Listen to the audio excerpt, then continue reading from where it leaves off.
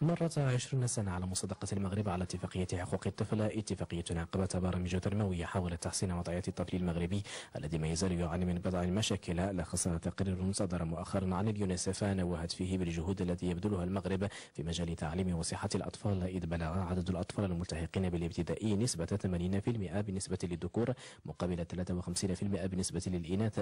نفس المنظمة وقفت في تقريرها على الهوة الموجودة بين الوسط الحضري والقروي. لاحظنا أن هناك هو كبير تفصيل الوسط الحضري عن القروي، خاصة فيما يتعلق بمستوى تعليم الأطفال وخاصة الفتيات منهم، والمستوى الاجتماعي للأسر. فالأطفال الذين ينتمون إلى أسرة معوزة يعانون أكثر من الأطفال المنتمين لأسر ميسورة.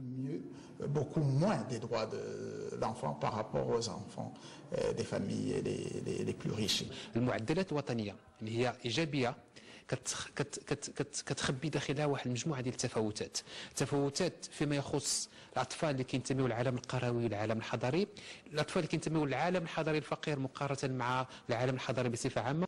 سياسة واستراتيجية متعددة اعتمدت المملكة للنهوض بوضعية الأطفال، غير أن التحدي ما يزال قائما، ف340 ألفا من المراهقين يهجرون المدرسة وقد يلتحقون ب123 ألفا من الأطفال المزاولين لمهنة، مما يجعل بضرورة وضع حد